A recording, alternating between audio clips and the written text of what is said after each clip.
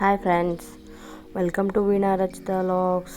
ಇವತ್ತಿನ ಒಂದು ತುಂಬಾ ಹೆಲ್ತಿ, ತುಂಬಾ ಬೆನಿಫಿಟ್ ಆಗೋವಂಥ ಹೆಸರುಬೇಳೆ ಪಾಯಸ ಮಾಡ್ತಾಯಿದ್ದೀನಿ. ಇದು ನಮ್ಮ ಹೆಲ್ತಿಗೆ ತುಂಬಾ ಒಳ್ಳೆಯದು. ಈ ಬಿಸಿಲು ಕಾಲಕ್ಕೆ ಈ ಪಾಯಸ ತುಂಬಾ ತಂಪು ಕೊಡುತ್ತೆ. ನಮ್ಮ ಬಾಡಿ ಟೆಂಪ್ರೇಚರು ತುಂಬ ಹೀಟ್ ಇರೋದ್ರಿಂದ ಈಗ ಈ ಬೇಸಿಗೆಗೆ ಇದು ತುಂಬಾ ಚೆನ್ನಾಗಿರುತ್ತೆ. ಇದು ತುಂಬ ಸಿಂಪಲ್, 4 ಐಟಮ್ ಇದ್ದರೆ ಸಾಕು. ಟೇಸ್ಟಿಯಾಗಿರುವಂಥ ಹೆಸರುಬೇಳೆ ಪಾಯಸ ಮನೆಯಲ್ಲೇ ಮಾಡ್ಕೋಬೋದು. ಇದಂತೂ ತುಂಬ ಒಂದು 5 ಮಿನಿಟ್ಸಲ್ಲೇ ರೆಡಿ ಆಗಿಬಿಡುತ್ತೆ. ಇದಕ್ಕೆ ಬೇಕಾಗಿರೋ ಹೆಸರುಬೇಳೆ 1 ಕಪ್ಪು, ಸಕ್ಕರೆ, ಯಾಲಕ್ಕಿ, ಒಣಕೊಬ್ಬರಿ ಇದ್ದರೆ ಒಣಕೊಬ್ಬರಿ, ಇನ್ನೇನು ಬೇಕಾಗಿಲ್ಲ. ಜಸ್ಟ್ ಫಸ್ಟ್ ನಾವು ಹೆಸರುಬೇಳೆನ ನೀಟಾಗಿ ಫ್ರೈ ಮಾಡ್ಕೋಬೇಕು. ಇದು ಸ್ವಲ್ಪ ಬ್ರೌನ್ ಆಗಬೇಕು, ಇಲ್ಲಾಂದರೆ ಬಂಕೆ ಬರುತ್ತೆ. ಸೊ ಬ್ರೌನ್ ಆಗೋವರೆಗೂ ನೀಟಾಗಿ ಮೀಡಿಯಮ್ ಫ್ಲೇಮಲ್ಲೇ ಇದನ್ನು ರೋಸ್ಟ್ ಮಾಡ್ಕೊಳ್ಳಿ. ಸ್ವಲ್ಪ ರೆಡ್, ತುಂಬ ಬ್ರೌನ್ ಬೇಡ, ಸ್ವಲ್ಪ ಬ್ರೌನ್ ಆದರೆ ಸಾಕು. ಸೊ ಆ ಬ್ರೌನ್ ಬರೋವರೆಗೂ ನೀಟಾಗಿ ಮೀಡಿಯಮ್ ಫ್ಲೇಮಲ್ಲೇ ರೋಸ್ಟ್ ಮಾಡ್ಕೊಳ್ಳಿ. ಹೆಸರುಬೇಳೆ ತುಂಬಾ ತಂಪು ಕೊಡುತ್ತೆ ನಮ್ಮ ದೇಹಕ್ಕೆ. ಸೊ ಈ ಬಿಸಿಲು ಕಾಲಕ್ಕೆ ಒಂದು 15 ಡೇಸು ಇಲ್ಲ ವಾರಕ್ಕೊಂದ್ಸಲಿ ಮಾಡಿಕೊಂಡ್ರೆ ತುಂಬಾ ಒಳ್ಳೆಯದು. ನಮ್ಮ ಬಾಡಿಯಲ್ಲಿರೋ ಹೀಟು ಕಮ್ಮಿ ಮಾಡುತ್ತೆ. ಸೊ ಅಟ್ಲೀಸ್ಟ್ ವಾರಕ್ಕೊಂದ್ಸಲಿ ಮಾಡಿಕೊಂಡು ಮಕ್ಕಳಿಗೂ ಕೊಟ್ಟರೆ ತುಂಬಾ ಒಳ್ಳೆಯದು. ಇದು ತುಂಬ ಈಸಿ, ಜಸ್ಟ್ ಒಂದು 5-10 ಮಿನಿಟ್ಸಲ್ಲಿ ಇದನ್ನ ರೆಡಿ ಮಾಡ್ಕೋಬೋದು. ಇದಕ್ಕೆ ಐಟಮ್ಸು ಏನೂ ಜಾಸ್ತಿ ಬೇಕಾಗಿಲ್ಲ. ಸೊ ನಾನು ಇಲ್ಲಿ ಕೊಬ್ಬರಿ, ಗಸಗಸೆ ಏನೂ ಯೂಸ್ ಮಾಡ್ತಾಯಿಲ್ಲ. ಜಸ್ಟ್ ಈ 4 ಐಟಮಿಂದಲೇ ನಾವು ಈ ಪಾಯಸನ ರೆಡಿ ಮಾಡ್ಕೋಬೋದು. ಇದು ತುಂಬಾ ಹೆಲ್ತಿಗೆ ಒಳ್ಳೆಯದು. ಸೊ ನೀವು ಟ್ರೈ ಮಾಡಿ. ಈಗ ನೋಡಿ ನೀಟಾಗಿ ಬ್ರೌನ್ ಆಗಿದೆ.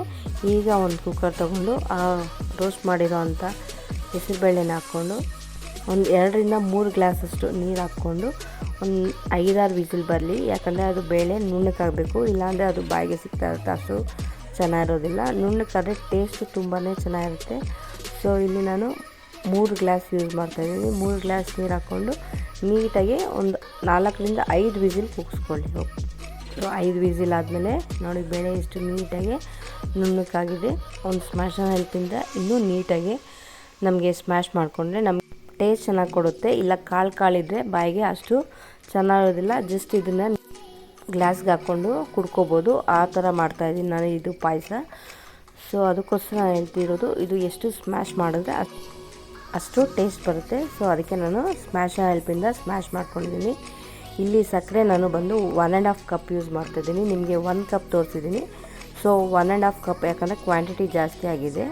ಅದನ್ನು ನೋಡಿಕೊಂಡು ನೀವು ಸಕ್ಕರೆನ ಜಾಸ್ತಿ ಮಾಡ್ಕೋಬೋದು. ಇಲ್ಲ ನಾವು ಸಕ್ಕರೆ ಮೀಡಿಯಮ್ಮಾಗಿ ಕುಡಿಯೋದು ಅಂದರೆ ಮೀಡಿಯಮ್ಮಾಗಿ ಸಕ್ಕರೆ ಹಾಕ್ಕೊಳ್ಳಿ.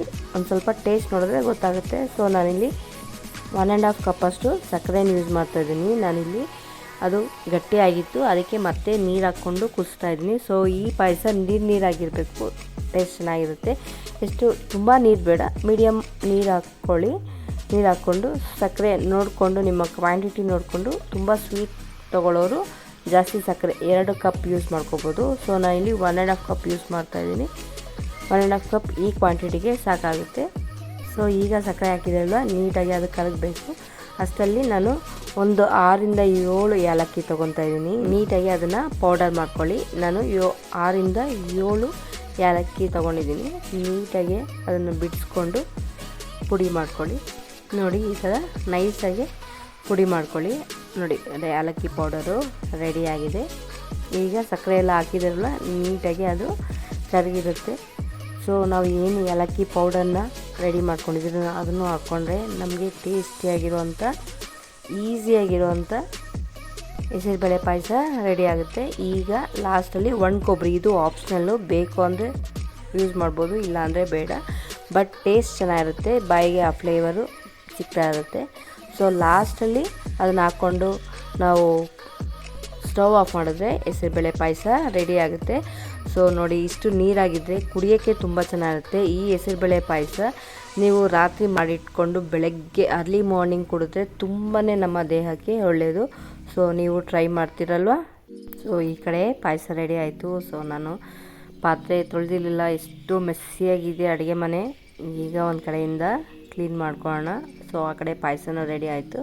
ಸೊ ಈ ಕಡೆ ಒಂದು ಕಡೆ ಕ್ಲೀನಿಂಗು ಮಾಡಿಕೊಂಡ್ರೆ ನಮಗೆ ಅಡುಗೆ ಮನೆ ನೀಟ್ ಆಗಿಬಿಡುತ್ತೆ. ಸೊ ನೋಡಿ ಇಷ್ಟೊಂದು ಪಾತ್ರೆ ತೊಳೆದು ನೀಟ್ ಮಾಡ್ಕೊತಾ ಇದ್ದೀನಿ.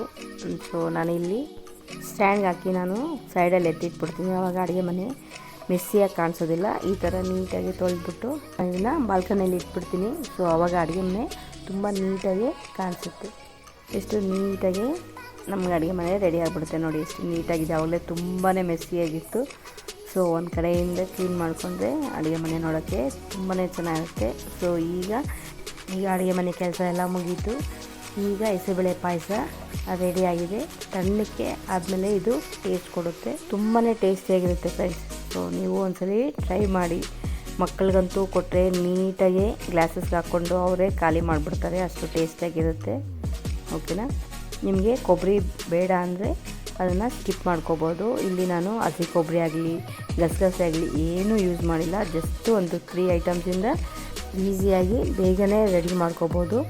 ಸೊ ಒಂದ್ಸಲಿ ನೀವು ಟ್ರೈ ಮಾಡ್ತೀರಲ್ವ, ಟ್ರೈ ಮಾಡಿ ಹೇಗೆ ಬಂತು ಅಂದ್ಬಿಟ್ಟು ಕಮೆಂಟ್ ಬಾಕ್ಸಲ್ಲಿ ಮೆನ್ಷನ್ ಮಾಡಿ. ಯಾರೆಲ್ಲ ನನ್ನ ಚಾನಲ್ನ ಸಬ್ಸ್ಕ್ರೈಬ್ ಮಾಡಿದ್ರೆ ನೋಡ್ತಿದ್ರೆ ಪ್ಲೀಸ್ ಸಬ್ಸ್ಕ್ರೈಬ್ ಮಾಡಿ. ವೀಣಾ ರಚಿತಾ ವ್ಲಾಗ್ಸ್ ಮತ್ತೊಂದು ಟೇಸ್ಟಿ ರೆಸಿಪಿ ಅಥವಾ ಹೆಲ್ತ್ ಟಿಪ್ಸ್ ಜೊತೆ ಸಿಗೋಣ. Bye friends, take care.